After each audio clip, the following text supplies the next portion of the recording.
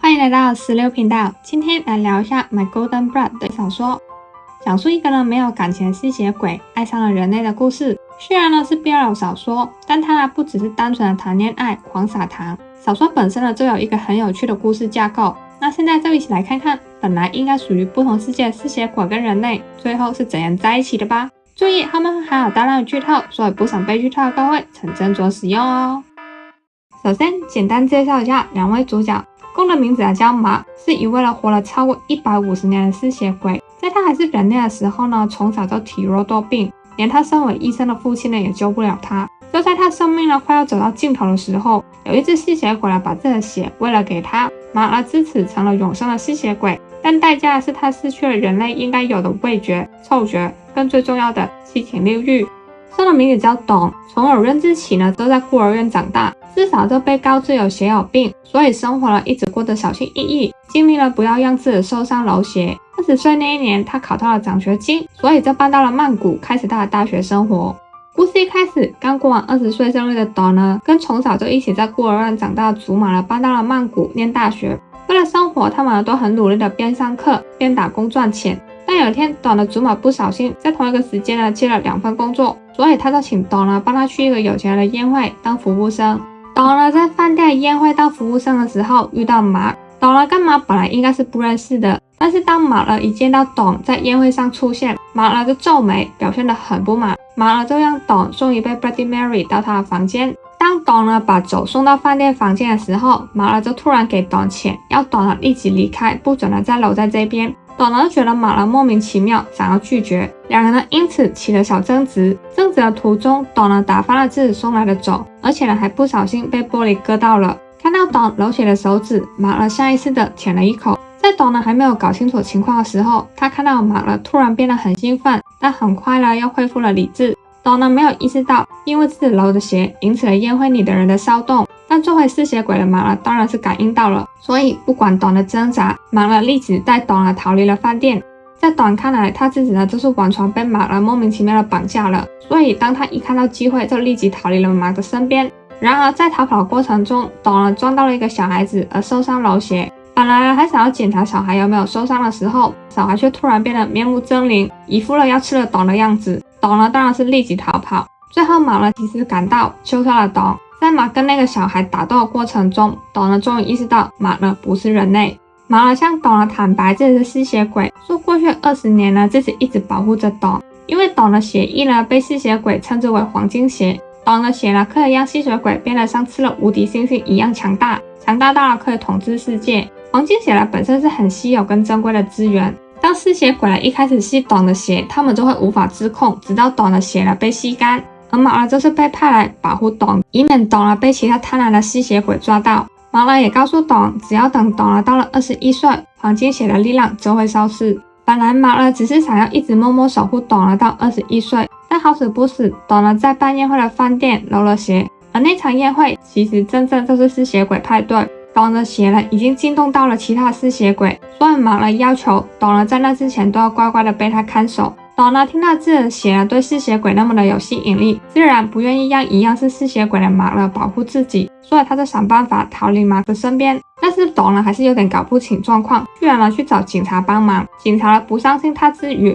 反而还吸引到了伪装成警察的吸血鬼。就在要被吸血鬼攻击的时候，马出现救下了董。但马也受了重伤，变得很虚弱。董觉得内疚，所以故意弄伤了自己，想要把自己的血喂给马，帮马恢复体力。然而马却临死也不喝董的血，但董的汗却意外滴到了马的口中，马居然也因此恢复了体力。见到马在前面，临死也不愿意喝自己的血。董觉得可以试着伤心马看看，董也答应跟马同居，让马可以更好的保护他。但自从马透过董的汗水恢复身体后，马的身体也逐渐起了变化。本来应该没有七情六欲的他，慢慢重拾了人类的情感，感受到了喜怒哀乐，嗅觉跟味觉也慢慢的恢复了。而在所有的东西中，马发现自己最喜欢董身上的香气，还有就是虽然董喜欢抱怨，性格又很固执，但马却觉得这样子的董很可爱。然而随着越来越多的相处，两人感情变好，马发现自己越来越难抗拒董的味道，未免自己一时冲动做出什么会吓到董的行为，马决定跟董保持距离。马勒对董的态度变得很冷漠，董了觉得不解又不满。后来董了意外得知，当初收养他的孤儿院老师原来早就知道他有黄金血跟吸血鬼的事。董了其实也没有血有病，老师呢只是收了钱，按照别人的吩咐这样子告诉董的。董就觉得老师过去20年对他的照顾都只是为了钱。董呢感受到了深深的背叛，觉得老师跟马勒联合起来少了他整整20年。但其实不管是孤儿院的老师还是马勒，都是真心想要保护董的。然而气在头上的董根本不听他们解释跟道歉。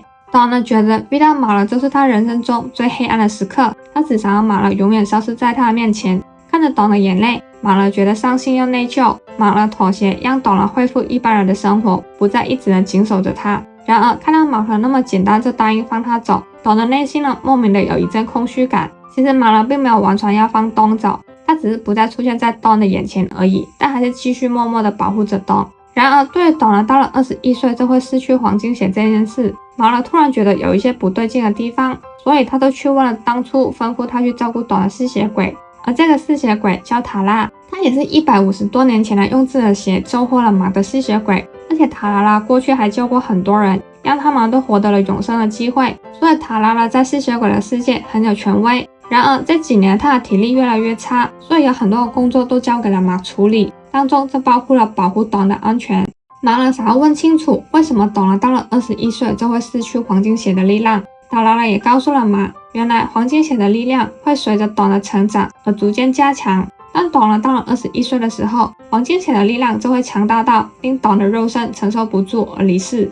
听到这边的马无法接受董了1到21岁就会死亡的事实，马勒意识到自己早就对董了动心了，如果无法阻止董的死亡，那他就希望至少在董了临终前都可以伴在董的左右。所以本来已经决定要从此在董的眼前消失的马，再次找上了董，甚至还搬到董的隔壁。然而马勒却不敢告诉董他21岁的时候会死亡的事。见他消失了一整个礼拜的马再次出现在自己的面前，董呢觉得很不满，但同时呢又有那么一点点的开心。之后马勒就是每天都找机会缠着董，而且还总是有意无意的靠董呢靠得很近。对于马的靠近，董呢开始觉得心动。后来有次当董呢想要拿放在高处的书的时候，董呢一个不小心滑手，差点让书了打到了自己。马勒及时抱着董，以免董呢被书砸到。由于两个人靠得很近，马勒差点没有忍住的吻董。董呢也不是笨蛋，当然知道马勒本来想要干嘛。董呢觉得有点可惜，但是同时呢一想到人类跟吸血鬼是不可能有未来的，所以董呢就放弃不再继续的想下去。本来呢马勒想要努力压下自己对董的欲望，因为他怕自己会吓到董，也怕他会破坏董呢对自己的信任。然而有次董呢喝了他的番茄汁，想到两人间接吻，马勒终于忍不住的吻了董。亲吻过后，两人都沉默了，没有讲话，各自呢回到了自己的房间。隔了一天，董呢终于忍不住的想要问清楚马，但董呢却发现马勒居然发烧到神志不清。董呢就照顾了马勒一整晚。当马勒意识还是半模糊的状态的时候，马勒向董呢讲了对不起，但这时候的董呢还不明白马勒是在道歉什么，而董呢也没有再深究下去。当马勒退烧后，两人谈了一下那个吻，发现自己都是对方的初吻对象，两人也因此暧昧的过了一段甜蜜的时光。但好景不长，董呢意外从孤儿院老师口中得知自己呢活不过21岁。董呢生气的冲去质问马为什么不告诉他真相，马呢只能默默的讲对不起。然而就算知道自己终有一死，其实董呢也做不了什么。之后马勒为了提起董的心情，所以就带了董呢去度假村看海。马勒也答应，即便以后董不在了，他还是会帮董呢照顾好孤儿院的大家。马勒跟董就这样子在度假村度过了美好的一天。然而隔天一早，董呢就收到了祖玛死亡的消息，而且祖玛的死因是身体被抽干了血，一看了就知道是吸血鬼所为。所以马跟董很快就意识到，董呢已经被其他心怀不轨的吸血鬼盯上了。为了董的安全，马勒就带董去了塔拉的家，拜托塔拉保护好董。这个时候距离董呢满21岁已经剩不到2个礼拜了。马勒跟董互表了心意，说自己人爱对方。把董呢交给塔拉保护之后，马勒就打算帮董的祖玛复仇。马勒早就锁定了杀死董的祖玛的凶手应该是一个叫诺根的吸血鬼。当临出发前，马勒也承诺董，当一切解决过后就会回来陪伴董到生命的最后一刻。然而就在马离开没多久，董呢却在塔拉的家发现了祖玛的手链。董呢意识到自己跟马勒都落入了塔拉的陷阱。董呢想尽办法想要逃离塔拉的家，却一而再再而三的失败。而另一边上，当马呢找到了 Nogon， 想要杀 Nogon 的时候， Nogon 呢却点醒了马，如果他们两个互相残杀，最大活力者就是塔拉。马呢半信半疑的赶回去了塔拉的家。这时候塔拉终于向马呢露出了真面目，原来虽然当董呢满21岁的时候，黄金血的力量的确会变得最强大，但那不会要了董的命，只是塔拉要等到黄金血最强大的时候再吸干董的血。马呢想要阻止塔拉的计划，但他也很清楚跟塔拉硬碰硬他没有心算，所以他就埋伏在一边，等待时机揪出董。而之后马也的确抓到了机会揪出了董。塔拉当然不可能就这样子让董跑掉，但这时候呢 Nogon 也突然杀出来了参一脚，因为 Nogon 在还是人类的时候，他的妻儿就是被塔拉所杀的。Nogon 一直想要向塔拉复仇，奈何他能力不足，直到发现黄金血的存在， Nogon 觉得只要得到了黄金血就可以向塔拉复仇，所以变成马了要边保护董的同时，还要边对付塔拉和 Nogon 这两个强大吸血鬼。但打到一半的时候，因为见塔拉的气势减弱， Nogon 觉得搞不好不用黄金血也可以杀到塔拉，所以 Nogon 就转而攻击塔拉，马了也因此趁机的带着董逃跑。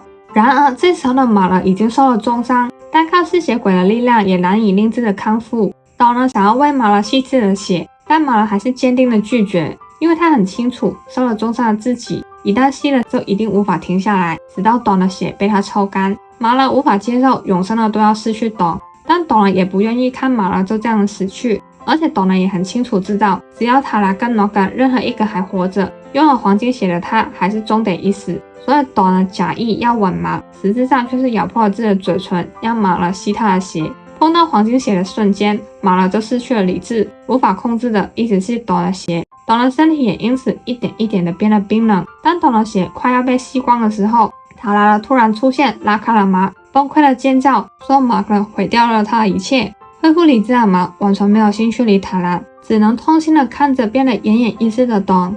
Nogon 看准了塔拉崩溃的时候，杀了塔拉。马了尝试用着吸血鬼的力量救董，但即便得到了黄金血，马的力量还是不足去救董。而这时候 Nogon 还想要来骚扰马，所以马了一下子就杀掉了 Nogon， 但他还是始终救不了董，只能听着董的脉搏变得越来越薄弱。这时候董用了自己最后的一丝力量，主动吸了马伤口流出来的吸血鬼的血，瞬间董恢复了体力，同时跟马了一样成了永生的吸血鬼。马了很清楚，永生其实也代表着寂寞，所以马了其实不想要让董成为吸血鬼，但是董觉得只要他们两人永远相伴就没有问题了。马董也从此永生在一起，完美撒花。以上就是 My Golden Bread 的小说故事。在小说里呢，马董他们甜的时间其实没有到很多，因为董的疑心很重，凡事呢习惯往负面的方向思考，而且又很固执，导致呢他跟马了常常吵架。但是也因为这样子，到最后董选择100%的相信马，对马了不离不弃，也显示出了董这个角色的成长。在短短的20几章可以看到这样的转变，个人看小说的时候觉得很惊喜，也很期待剧会怎样拍出来。不过虽然小说只有20几章，但16的解说还是省略了很多的细节，有兴趣的可以去找小说来看。去 MTV 呢官方有出泰文的实体书。那今天影片就到这边，大家对 My Golden Blood 有什么看法呢？欢迎留言分享，一起讨论。那我们下期影片见，拜拜。